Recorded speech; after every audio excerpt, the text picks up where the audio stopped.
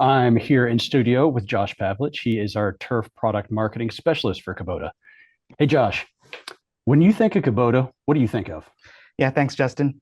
When I think about Kubota, I'd like to think of us more than just an equipment company.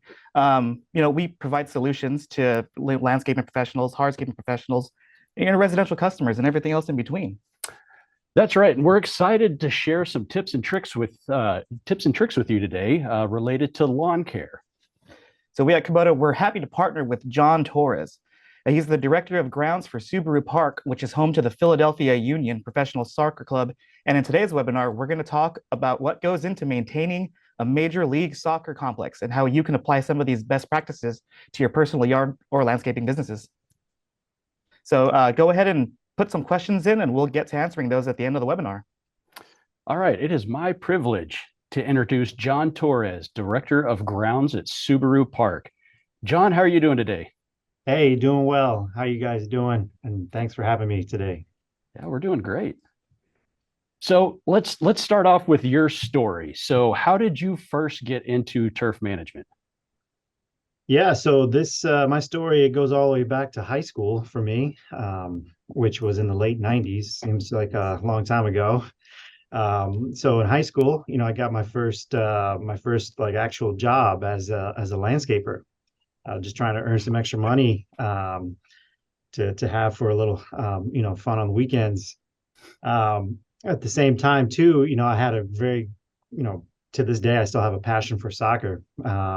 So once I got into college, um, knew that I wanted to get into the landscape industry, but also still be a part of soccer, and quickly found that there was a sports turf industry, and found that I could actually marry the two together, landscaping, turf, and soccer. Fast forward to 2024, here I am, kind of, living my dream as a director of grounds for a professional soccer team. Man, you get to cut grass all day long, man. I definitely envy that. So speaking of cutting grass, what equipment do you guys have over there? Because obviously you have a very expansive property.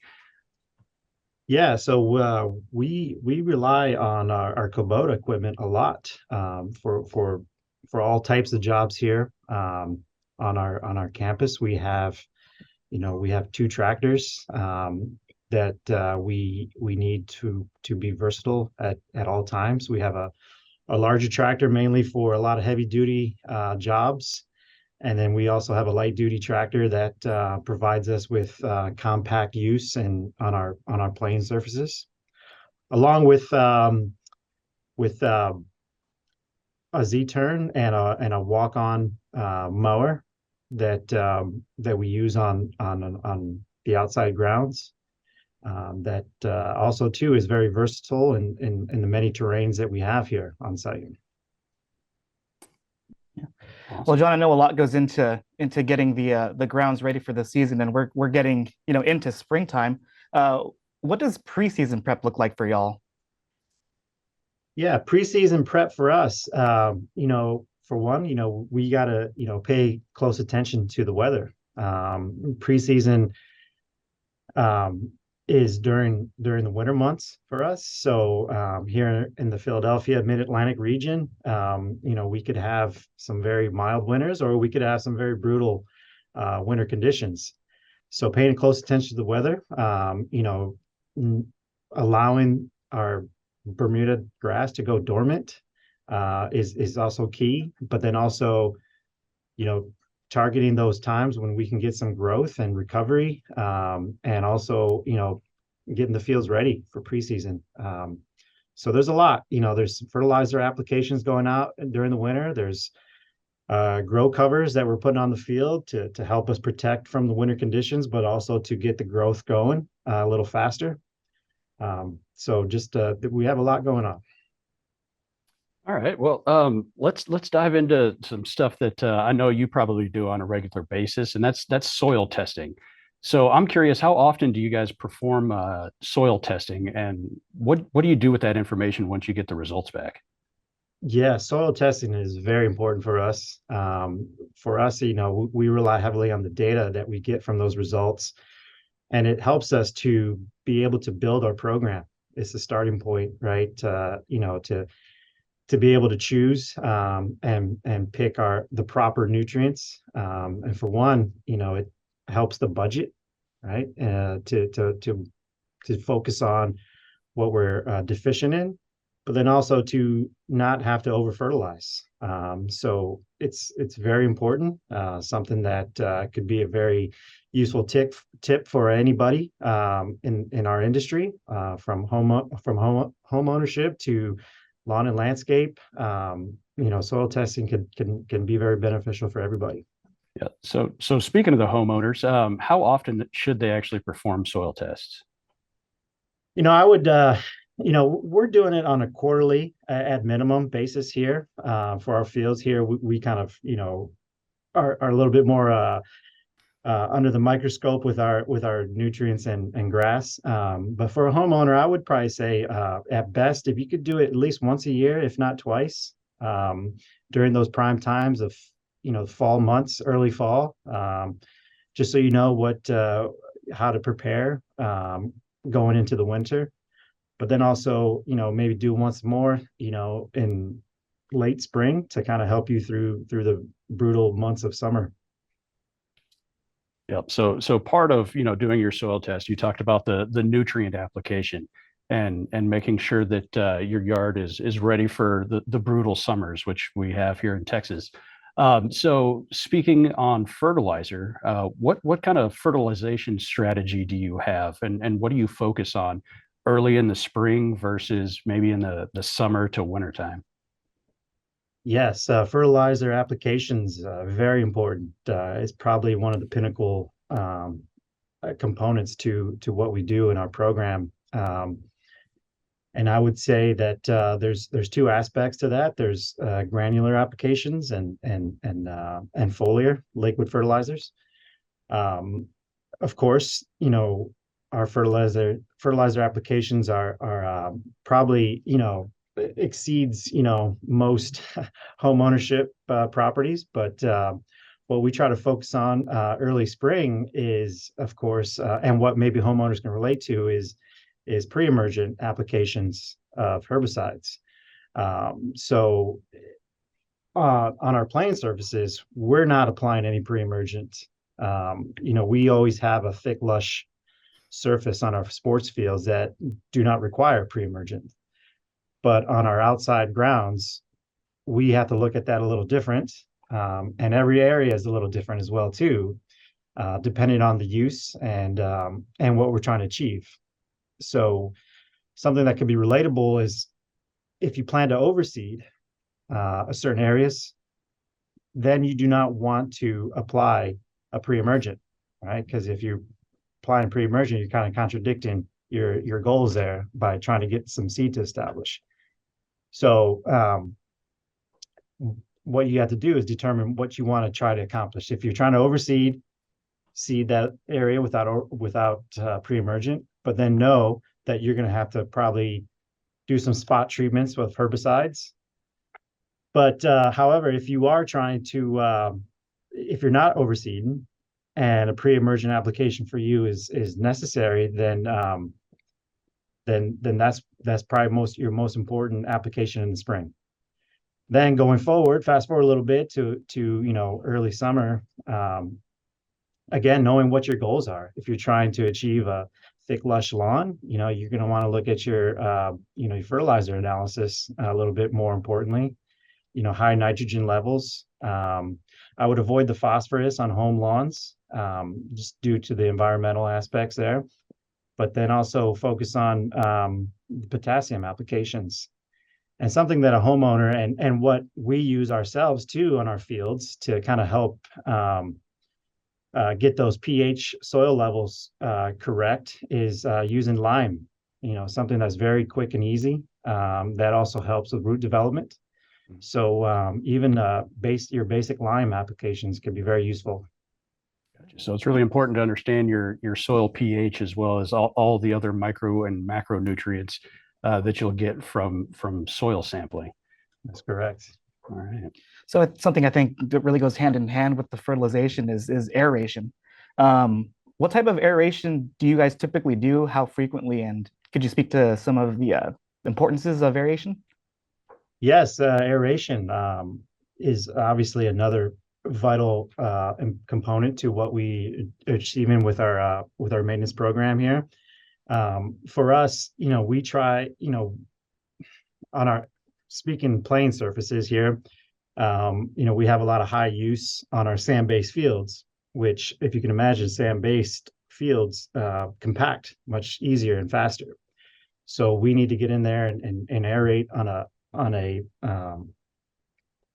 bi-weekly basis, if not more, and just dependent on use.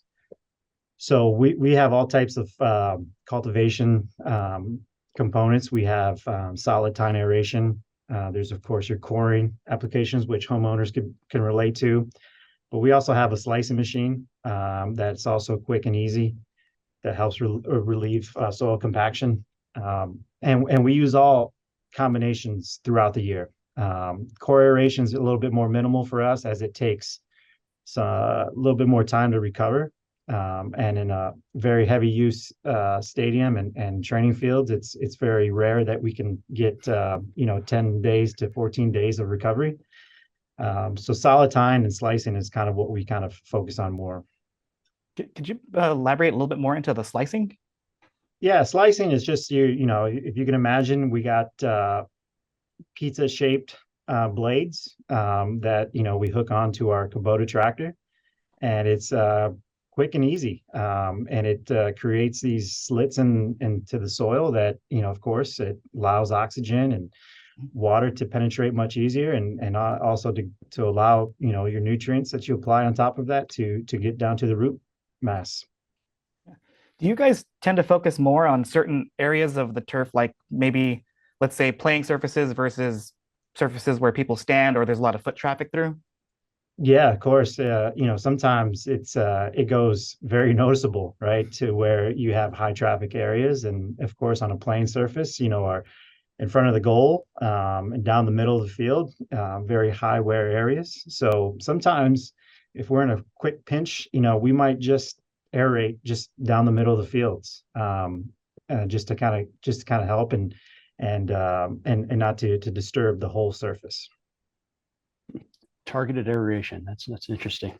Yeah. All right. So let's talk a little bit about mowing. So obviously you're mowing a lot there with all the different playing surfaces and practice fields. What are some best practices that you have when it comes to mowing? Like how frequent, high to cut?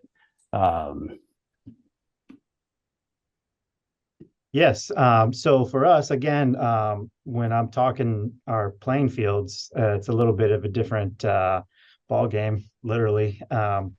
We're mowing on a frequent basis, leading up to a match. We could be mowing almost every day in a week. So what's kind of vitally important is that we try to change the direction that we're mowing each time. Sometimes it's unavoidable to change the directions. But even if you can just change the tire tracks, just to try to avoid the constant wear in the constant targeted areas. And of course, there's the famous 1/3 rule that maybe most people kind of hear is, to never cut more than 1/3 of the blade off, which I believe sometimes also too is unavoidable if you have a home lawn or an area that's just getting us away from you. So we're trying to achieve. Also, we're also trying to achieve aesthetics. So we're trying to stripe our fields, as you most people know. Like when you turn on any type of ball game, baseball, football, soccer, there's always the stripes going on, kind of like you can see in the background of our field here. And I think that's one thing, is that people want to see those stripes. So we can get a little creative. And I know, even in home lawns too, you can get a little creative, striping your lawn, have a little fun with it. Oh yeah. Yeah. I know I do. Um, So when it comes to striping, some of the important factors are obviously, having sharp blade, your equipment ready to go. So that's just a few tips, and we also had some other tips and tricks related to some striping techniques that we posted on our Kubota social platforms. So John, do different mowing practices have any impact on player performance? Oh yes, it has a huge impact. I think there's two components to that. I think the mental and kind of like what I alluded to with the striping. I Mhm. think if a player was to come out, walk onto the field, and see a nice, beautiful green grass field and stripes, and it kind of gets them into a mindset. And being in professional sports now, professional soccer, that is, for about 15 years. I've learned over these years that a lot of a lot of this is mental for the players. So just to see it, it just puts them in the mind and fills them a little more confidence to go out there and play. But then, of course, too, when you actually look at the physical component too, a frequently mowed grass, top of the surface, it uh, creates a faster surface for them. And in professional soccer, they want the field to be as fast as possible. So having it cut properly on a regular basis is vital. Gotcha. So, is there any differences when it comes to mowing practices between cool season grass and warm season grass? Yes, and one thing too, I failed to mention there earlier too is having blades sharp. That's I can't stress that enough, and stress the importance of having sharp blades, not only for the health of the plant, but also just to make sure that it's cutting properly and there's no inefficiencies on that surface. But to get to your question there, yes, there's cool season grass. Does not require the amount of mowing that, say, warm season, your Bermudas. Mhm. um, we have Bermuda here, hence why we mow almost every day. And Bermuda, it's almost a requirement that you need to mow on a frequent basis, just to help keep it intact and keep it to the level where you want it. um, cool season grass, I think you can definitely, surely you can spare some time on mowing that. Gotcha. Yeah. So, we're talking a lot about the upkeep of the actual, the grounds itself, but let's shift gears and talk about maintaining the equipment. What kind of maintenance do y'all typically do on your equipment? How often do you, sharpening blades and then all that type of stuff? Yeah, equipment maintenance, I can't, again, another huge vital component to what we do. Making sure that equipment's running properly. um, So for us, what we do, we have our routine checklist of maintenance items that we go over almost on a weekly basis, depending on the use. That can just be as easy and simple as checking tire pressures, fluid levels, your oil, your coolant, hydraulic fluid, um, and then of course, just cleanliness of your equipment as well too. We take a great pride in our equipment, and if you keep your equipment looking good and running good, it'll take care of you. So, Well, awesome. Um, so you mentioned, you know, all the great maintenance tips. Keeping logs of all of your equipment maintenance, so you're staying on top of everything, and so that way you know what maintenance has been done. Um, so those were some great tips related to maintenance. But if you had three tips, so if you had pro tips to give to everybody that's watching today, what would those pro tips from John be? yeah, I think that's probably one of the most important one is having equipment checklist. For us, we have again, I think to keep it very simple, we have, we have Google documents that we kind of keep throughout our staff here that, for one, we have a equipment inventory list where we have all the go-to information, the model serial number. For most people in this industry, if you need a part, you need blades, having the model serial number is very important in ordering those parts. So having that readily available is quick, just to make your life much simpler. So having the equipment checklist also too for maintenance is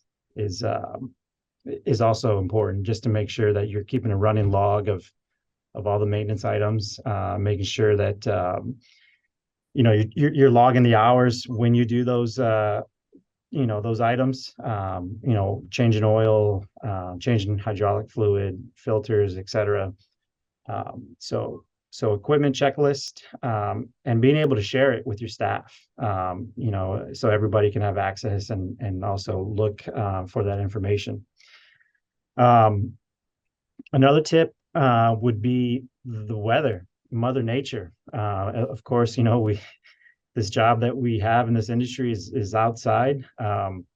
And here we're fortunate and actually we're almost kind of required to be very close to the weather, as we have a lot of people in our building, a lot of players outside for training.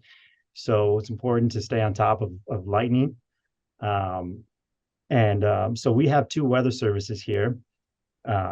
One weather service is mainly for lightning detection. So that comes with a radar system, and that also comes with an app that goes to your phone. And so when we're out on the field, we can keep a close eye on the radar and any lightning that's coming in. And then also too, we have another weather service that provides us with email, daily emails in the morning. So 6 a.m, you're receiving your daily forecast. And then also it will they'll send text alerts if, say, a big dangerous front is coming through.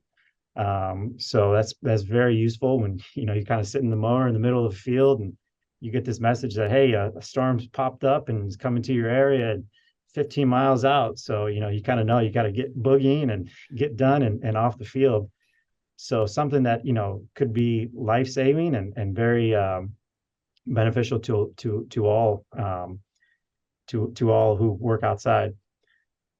And then finally, I think the third tip here is staff. Is keeping your staff happy. That could be as simple as just even giving staff the liberty and freedom to want to improve and in their career, giving them as much experience and education on the job, keeping them happy as they're working, whether that might be rotational work, rotational weekends. We in this industry, we are required to work holidays and weekends. So it can be a little brutal sometimes. Also taking them out to lunch or, just whatever it may be, keeping them happy. Gotcha. So those are some great, excuse me. Those are some great tips for a lot of our commercial cutters. So stay on top of your maintenance, stay on top of the weather, and keep your people happy. I think those are some good tips there. No, they're really good tips. And, John, we appreciate all the insight that you've given us into, what makes y'all, successful grounds crew. We're going to go ahead and shift and take a look at some of the questions that have been submitted during the webinar. So, Justin, let you kick it off. All right, John, we got a question here that says, how do you soil test? So I know we talked about soil testing earlier. So how do you all actually do the process of soil testing? Yeah, soil testing. So we, I guess, are a little fortunate that, we have a number of companies, fertilizer companies, salesmen that come knocking on our door. So a lot of services and a lot of companies will provide free soil testing. If, say, for instance, you want to buy their products, and not necessarily all the time is that, that's never the case all the time. But But then you can also look up your local extension agent in your state. They also too might offer some free soil testing. So and for us, it's usually something that you can go out, take some plugs of your field or your yard or any type of grounds. You put that into like a little Ziploc bag and send it off to them. And then they usually get that the results back to you within a week or so. Yeah. Yeah, that's what I do. I go through the local extension office and I normally pull 4 plugs from my front yard, then go to the backyard and pull 4 plugs just so you got a variety of soil around the area and then send that in and then we get our results back. Yeah. We got another question here, John. What is your watering schedule for a professional playing surface, and what do you recommend for a homeowner or home lawn? Yes, very two distinct and kind of like a different aspect. So for us, we're trying to really focus on root growth and stability. And depending on the time of year, if that may be summer, we're trying to manage soil moisture very closely, because the more frequent watering you do, the less likely the roots are wanting to grow. So for us on our playing surfaces, we have soil moisture probes that we kind of like almost well, they're like little pods that we stick on the top surface, but pretty much live out there on a daily basis, so we can kind of monitor soil moisture. And when it gets to certain levels, we kind of know what levels are that require for us to water. What are those levels?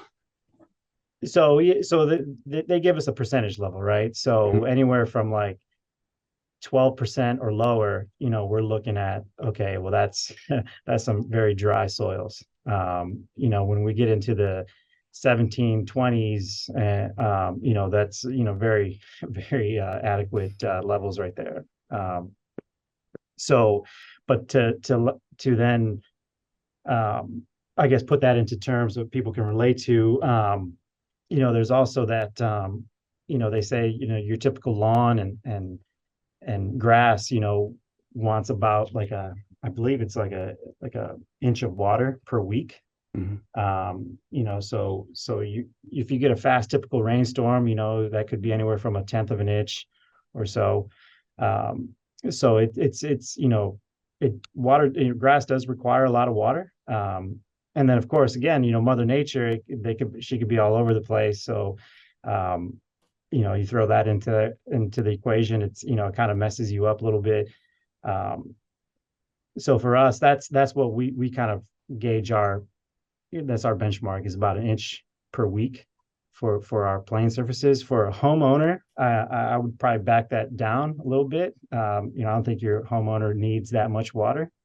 But again, it's all about the goals you're trying to achieve at home, and the desire you want from your grass.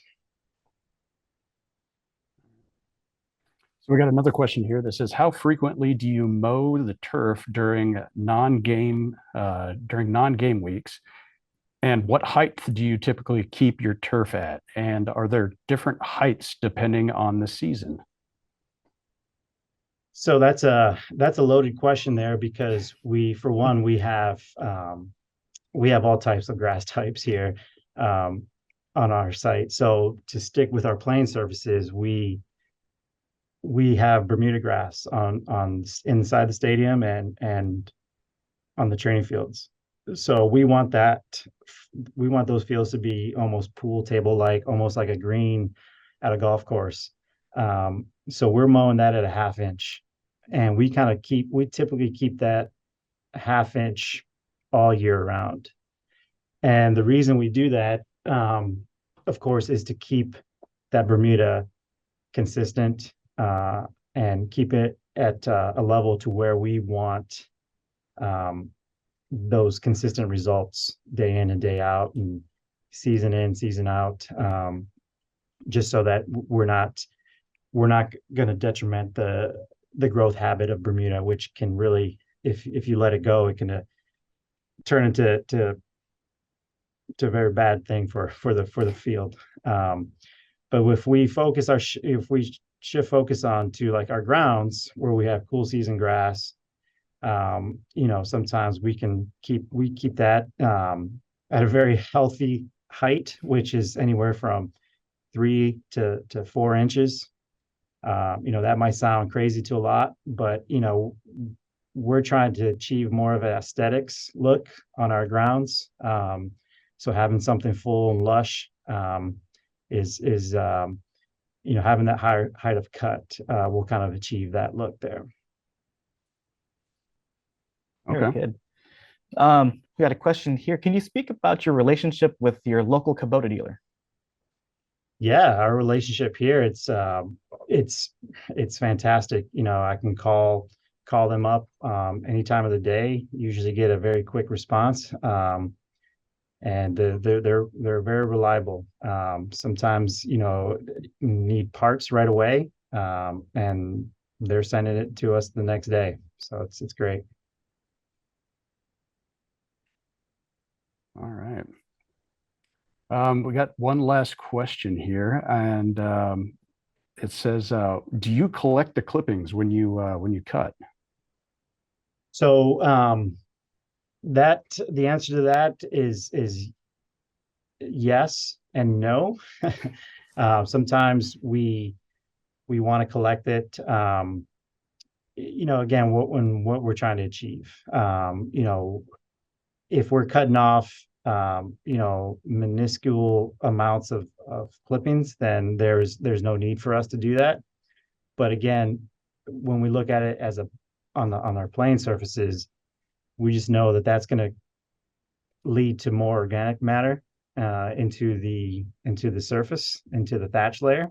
Mm-hmm. So then again, we kind of have to change our maintenance program on the fact that we're not constantly bagging and collecting clippings. So that means more aeration, more cultivation work. So we kind of know that going into it, and we kind of have that fit into our program. So there's not a need to collect clippings every time. Gotcha. All right. Well, thank you everybody for submitting such great questions. John, I know we're really excited to be partnered with Philadelphia Union, but what does this partnership mean to you? For me, it's having the best equipment available, and Kubota's provided that for us.